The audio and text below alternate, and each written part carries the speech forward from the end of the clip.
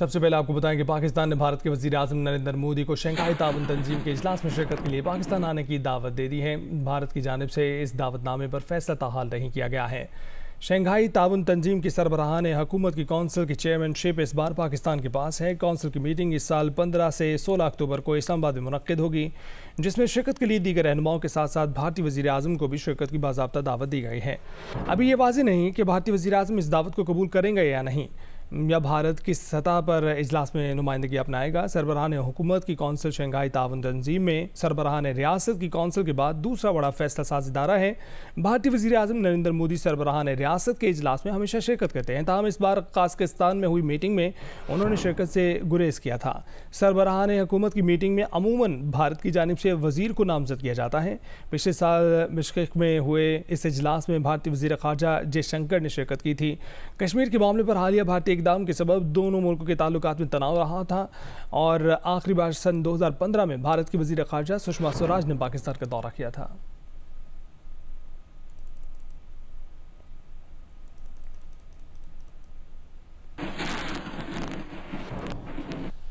और पाकिस्तान के सरकारी दफ्तरों में बाबू सिस्टम का खात्मा करीब है। सरकारी दफ्तरों में फाइलें अब इंटरनेट पर निपटाई जाएंगी। वज़ीर आज़म शहबाज शरीफ ने 1 माह के अंदर तमाम वफाकी सरकारी इदारों में दफ्तरी फाइलों पर काम ई-ऑफिस के जरिए यकीनी बनाने की हिदायत कर दी है।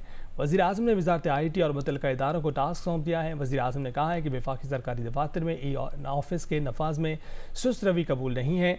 आइंदा माह से कोई भी फाइल ई-ऑफिस के अलावा नहीं देखूंगा। पब्लिक वर्क्स डिपार्टमेंट की तहलील से मुतल्लिक जायज़ा इजलास में वज़ीर आज़म ने कहा कि सबकदोश मुलाजमीन के लिए माली पैकेज उन अफराद के लिए नहीं है जिन पर करप्शन के इल्ज़ामात साबित हुए हैं। पाक PWD के मनसूबों की सूबों और मुतल्लिका इदारों को मुंतकली का लाएअमल जल्द पेश किया जाएगा।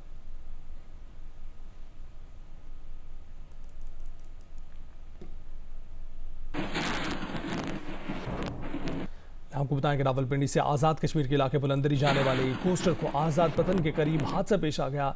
हादसे में गाड़ी में सवार 24 अफराद जाम भाग हो गए। इब्तदाई इतलात के मुताबिक हादसा तेज़ रफ्तारी और ब्रेक फेल होने के बायस पेश आया।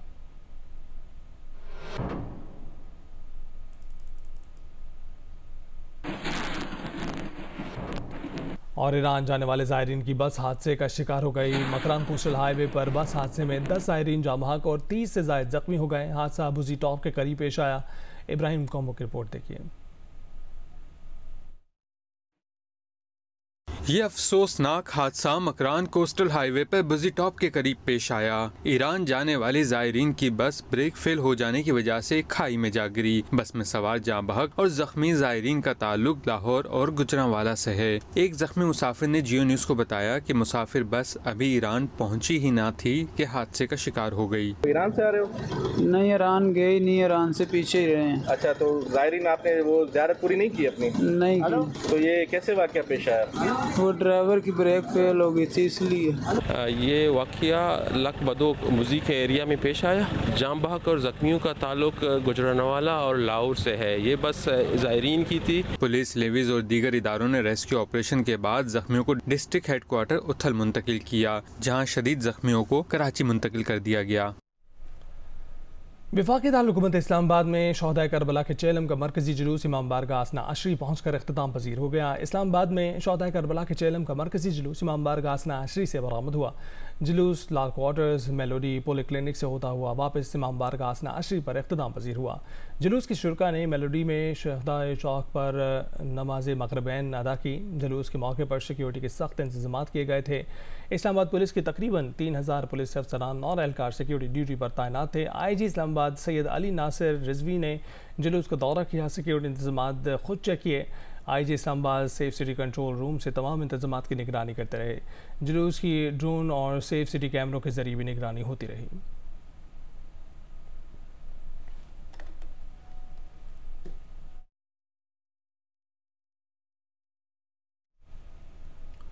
इराक और ईरान में हज़रत इमाम हुसैन अलैहिस्सलाम और उनके साथियों के चेहलम पर मातमी जुलूस मजालिस जारी हैं। इराक के शहर करबला में हज़रत इमाम हुसैन के रोज़े पर लाखों ज़ायरीन की आमद के बाद अज़ादारों का मातम और नौहा खानी की जा रही है। इमाम हुसैन के रोज़े पर बड़ी तादाद में फ़लस्तीनी ज़ायरीन की भी हाज़िरी हुई। फ़लस्तीनी परचम थामे ज़ायरीन ने इसराइल के खिलाफ और गज़ा के हक़ में नारे लगाए। ईरान के दारुल-हुकूमत तेहरान में भी हज़ारों अफराद चेहलम के जुलूस में शरीक हुए। तेहरान में चेहलम की मुनासबत से नौहा खानी और मजालिस का सिलसिला जारी है।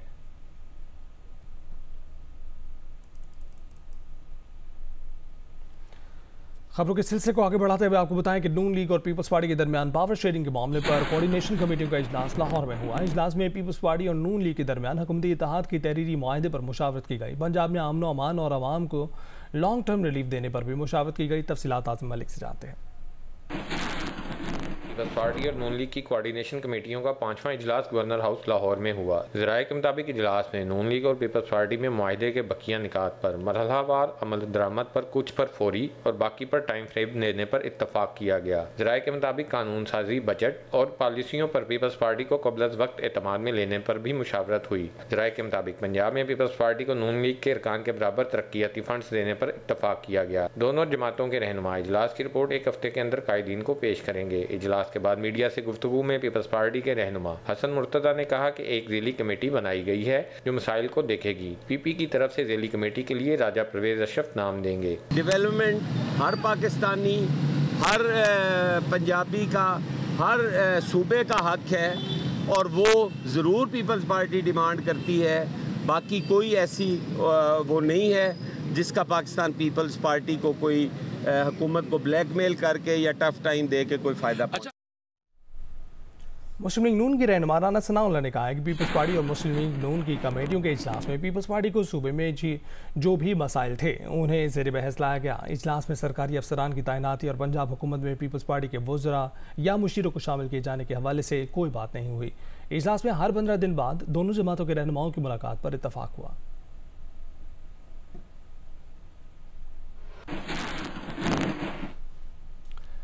पीपल्स पार्टी और जमीयत उलमा इस्लाम ने अगले हफ्ते पार्लियामेंट इजलास में मुमकिन आईनी तरमीम लाने के मामले को क़यास सराई करार दे दिया। जियो न्यूज़ के प्रोग्राम नया पाकिस्तान में JUIFA के रहनुमा कामरान मुर्तज़ा ने कहा कि हुकूमत के पास आईनी तरमीम के लिए नंबर्स ही नहीं। रहनुमा पीपल्स पार्टी हसन मुर्तज़ा ने कहा कि पीपल्स पार्टी की सफ़ों में मुमकिन आईनी तरमीम पर कोई गौर नहीं हुआ क्योंकि इसका कोई वजूद ही नहीं। हुकूमत तो कह रही है कि हम कोई इरादा नहीं लगता ऐसी अमेंडमेंट लाने का, लेकिन फिर भी आपको लग रहा है कि हुकूमत आखिर वक्त पे कुछ करेगी और कोई ऐसी अमेंडमेंट आ सकती है? मेरा ख्याल है कि ये जानबूझ के फीलर छोड़ा गया है ताकि लोगों की इस हवाले से राय आ जाए। मेरा ख्याल है कि वाटर टेस्टिंग है गवर्नमेंट के पार्ट पे, वो उनकी कुछ चाहते ज़रूर हैं, ऐसी उनकी ख्वाहिशात आप कह लीजिए, चाहते कह लीजिए ज़रूर हैं, मगर उनके पास नंबर भी पूरे नहीं है। तक ताल्लुक है जनाब आसिफ अली जरदारी साहब का मौलाना साहब से जाके मिलने का, तो उसकी बुनियाद पे अगर ये तासुर कायम किया जा रहा है या कोई चाह रहा है कि ये तासुर कायम हो, तो मेरा ख्याल है वो गलत है। अभी तक ऐसा कोई मूव नहीं है, ना ही पाकिस्तान पीपल्स पार्टी के अंदर ये बात डिबेट कोई हो रही है कि ये होगा तो हम क्या करेंगे, क्योंकि अभी सिरे से उसका वजूद ही नहीं है। बांग्लादेश ने रावलपिंडी में तारीख रकम कर दी। पिंडी टेस्ट में मेहमान टीम ने 10 विकेट की कामयाबी के साथ पाकिस्तान के खिलाफ पहली मरतबा टेस्ट में कामयाबी हासिल कर ली। खेल के आखिरी रोज़ पाकिस्तानी बैटिंग लाइन बुरी तरह से नाकाम रही। पूरी टीम 146 रन पर आउट हो गई। बांग्लादेश ने 30 रन का हदफ बगैर किसी नुकसान के हासिल कर लिया। पिंडी टेस्ट के आखिरी रोज आगाज से ही पाकिस्तान के बैटर्स बांग्लादेशी बॉलर्स के सामने बेबस दिखाई दिए। पाकिस्तान ने दिन का आगाज 23 रन एक खिलाड़ी आउट से किया और दूसरे ही ओवर में शान मसूद अपनी विकेट गंवा बैठे। वो 14 रन बनाकर हसन महमूद का शिकार हुए। बाबर आजम को इनिंग्स के आगाज में एक चांस मिला जब उनके खाता खोलने से पहले ही उनका कैच ड्रॉप हुआ, मगर वो इससे ज्यादा फायदा ना उठा सके और 22 रन बनाकर नाहिद राना की गेंद पर बोल्ड हुए। उनके बाद आने वाले सऊद शकील भी आगे बढ़कर खेलने की कोशिश में स्टंप हो गए। 67 रन पर 4 विकेटें गिरने के बाद अब्दुल्ला शफीक और मोहम्मद रिजवान ने इनिंग्स को संभालने की कोशिश की, मगर बड़ी शराकत ना लगा सके। 104 के स्कोर पर पाकिस्तान को 5वां नुकसान अब्दुल्ला शफीक के विकेट की सूरत पर हुआ, जो 37 रन बनाकर आउट हुए। अगले ही ओवर में सलमान अली आगा बगैर कोई रन बनाए पवेलियन लौट आए। अहीन आफरी 2 और नसीम शाह 3 रन बनाकर आउट हुए। मोहम्मद रिजवान ने अपने 50 मुकम्मल की। इस सेंचुरी मुकम्मल होने के बाद 51 रन बनाकर बोल्ड हो गए। पाकिस्तान की पूरी टीम 146 रन पर आउट हुई। बांग्लादेशी स्पिनर मेहदी हसन मिराज ने 4 और शकीब अल हसन ने 3 विकेटें हासिल की। बांग्लादेश को जीत के लिए 30 रन का हदफ मिला, जो उसने बगैर किसी नुकसान के 33 गेंदें खेलकर हासिल किया। बांग्लादेश के जाकिर हुसैन ने सलमान आगा की गेंद पर चौका लगाकर बांग्लादेश को तारीखी फतह से हमकिनार कराया।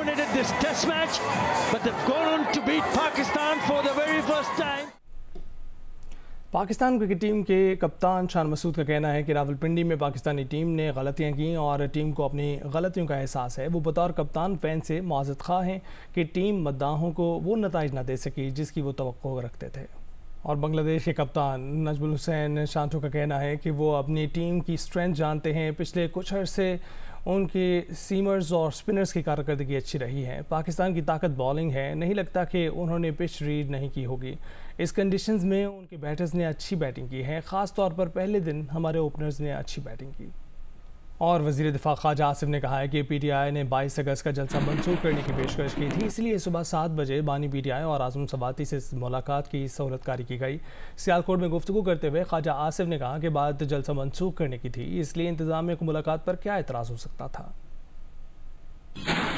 स्वाति साहब की सुबह 6:45 बजे मीटिंग हुई थी इमरान खान साहब से और उसके बाद ऐलान किया गया जलसे की मनसूखी का। आया 6:45 बजे आम रूटीन में मीटिंग पॉसिबल है कि जेल में जाके मीटिंग नहीं बाबा पॉसिबल मीटिंग, लेकिन जो है उन्होंने जो भी जिन लोगों को भी उन्होंने अप्रोच किया होगा, जेल की इंतजामिया को अप्रोच किया या होम डिपार्टमेंट को अप्रोच किया है, उन्होंने यही कहा होगा कि हम जलसे की मनसूखी के लिए जो है ना मिलना चाहते हैं कि जलसा मंसूख हो।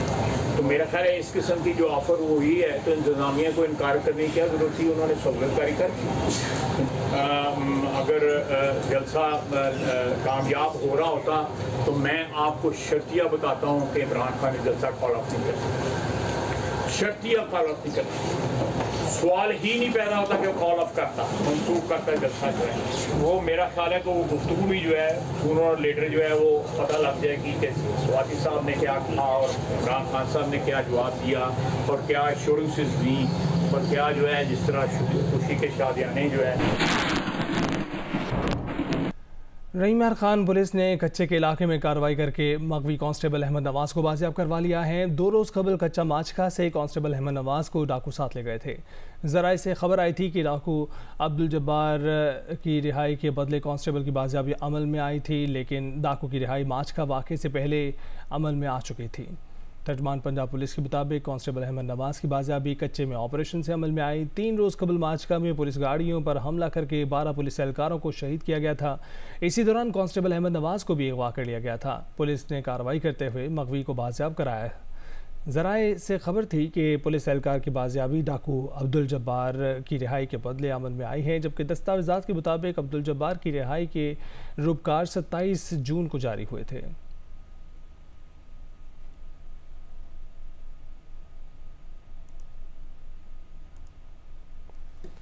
कराची के इलाके सदर लकी स्टार से मिलने वाली बच्ची की लाश की शनाख्त और इब्तदाई पोस्टमार्टम रिपोर्ट तैयार कर दी गई है। बच्ची को जिनसी तशद्दुद का निशाना बनाया गया था। थाना सदर में बच्ची की वालिदा की मदय्यत में मुकदमा दर्ज कर लिया गया है। सुबह सदर लकी स्टार के करीब कुंडी से बच्ची की बोरी बंद लाश मिली थी। बच्ची फ्रेयर के इलाके में वाक़या लिली ब्रिज के करीब की रिहायशी हैं। बच्ची की शनाख्त गंगा वल्द हरीचंद के नाम से हुई है। कत्ल होने वाली बच्ची का ताल्लुक बागड़ी कौम से है। पुलिस की जानिब से तफ्तीश का अमल भी जारी है। Police surgeon doctor Samiya Syed के मुताबिक बच्ची की इब्तदाई पोस्टमार्टम रिपोर्ट तैयार कर ली गई है। बच्ची को जिनसी तशद्दुद का निशाना बनाया गया था। DNA टेस्ट के लिए तमाम नमूने हासिल कर लिए गए हैं। वजह मौत DNA और दीगर रिपोर्ट्स मौसूल होने के बाद मालूम होगी।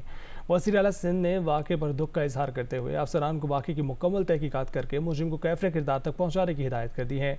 वज़ीर आला का कहना है कि बच्चों, ख़वातीन, बुजुर्गों और कमज़ोर तबके के खिलाफ ज़्यादती पर पुलिस सख्त इक़दाम करे।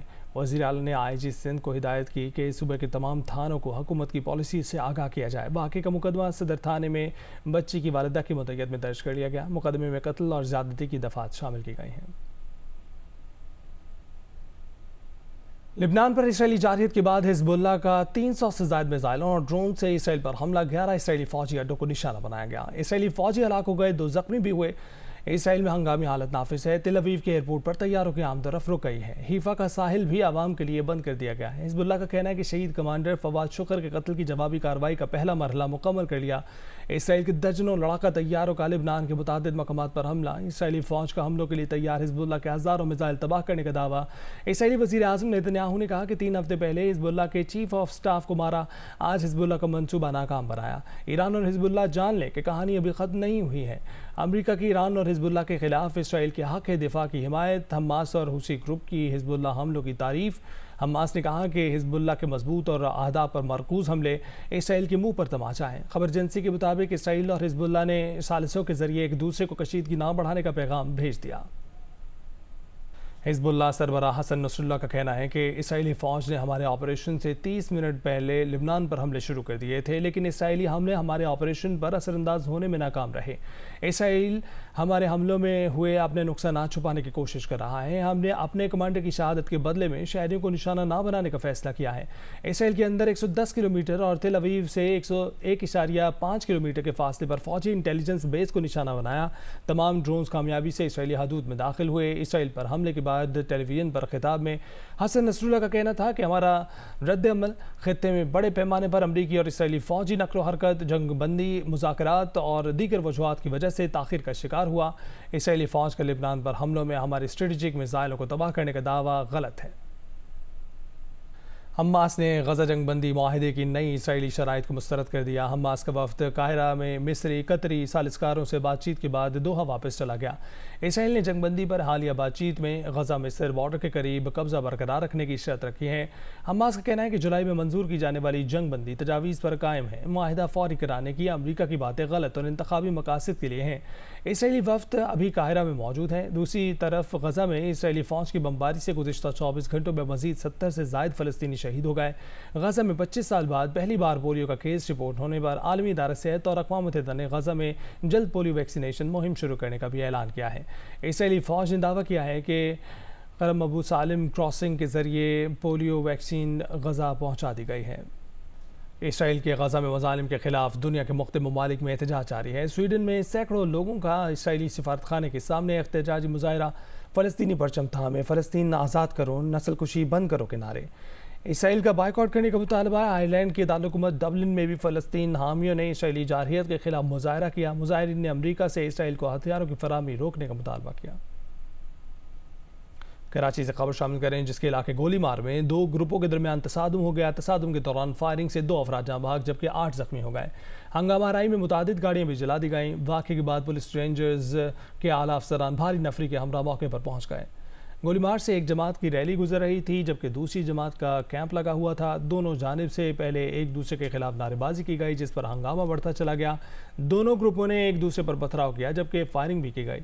इस दौरान मौके पर भगदड़ मच गई। गोलीमार के इलाके में सूरत हाल इंतहाई कशीदा हो गई। पुलिस सर्जन डॉक्टर समिया के मुताबिक फायरिंग से 2 अफराद की लाशें सिविल अस्पताल और अब्बासी शहीद अस्पताल में मुंतकिल की गई, जबकि 8 जख्मी मुख्तलिफ अस्पतालों में ज़ेर इलाज हैं। हलाक होने वालों में जुनेद इंतज़ार और दूसरे की शनाख्त शहरियार के नाम से हुई है। हंगामा आराई इस कदर बढ़ी कि गाड़ियाँ भी चलाना शुरू कर दी गईं और मुतादिद गाड़ियाँ नजर आतिश कर दी गईं। एक जमात के कारकुनों ने गोलीमार रोड पर धरना दे दिया, जिससे लसबेला से नाज़माबाद आने और जाने वाले दोनों ट्रैक बंद हो गए। पुलिस हुकाम के मुताबिक वाक़या 2 ग्रुपों के दरमियान तसादुम का नतीजा है। वाक़े के बाद न सिर्फ आला अफसरान बल्कि पुलिस और रेंजर्स की भारी नफरी मौके पर पहुँच गई। हंगामा आराई पर काबू पा लिया गया। वज़ीर आला सिंध ने गोलीबार में 2 ग्रुपों में झगड़े के दौरान 2 अफराद के हलाक होने के वाक़े की मजम्मत करते हुए रैली पर फायरिंग करने वालों को फौरी गिरफ्तार करने की हिदायत कर दी है। वज़ीर आला सिंध सैयद मुराद अली शाह ने गोलीबार में फायरिंग का नोटिस लेते हुए फायरिंग में जानी नुकसान पर मजम्मत और दुख का इजहार किया है। तर्जुमान वज़ीर आला हाउस के मुताबिक वज़ीर आला सिंध ने रैली पर फायरिंग करने वालों को फौरी गिरफ्तार करने की हिदायत की है। वज़ीर आला का कहना है कि शहर में किसी को अमन ख़राब करने की हरगिज़ इजाज़त नहीं देंगे। वज़ीर आला सिंध ने शहरियों को पुरअमन रहने, ज़िले इंतज़ामिया और पुलिस को मामला सुलझाने की हिदायत देते हुए कहा है कि सीनियर अफसरान खुद मामलात को देखें।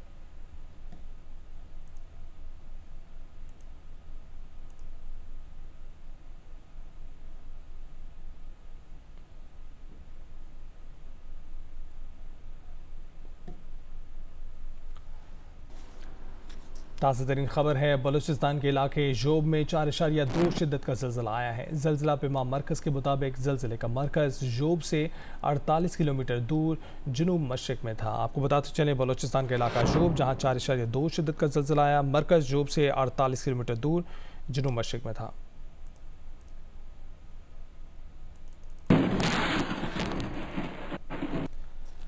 चमन में हालिया मानसून के दौरान क्लाउड बर्स्ट के साथ तूफानी हवा के बगोले और आंधी ने ज़मींदारों के इंफ्रास्ट्रक्चर्स को भी तबाह कर दिया है। तबाहल ज़मींदार हुकूमती इमदाद से मायूस हो गए हैं और फसलों को बचाने के लिए अपनी मदद आप करने का फैसला कर लिया है।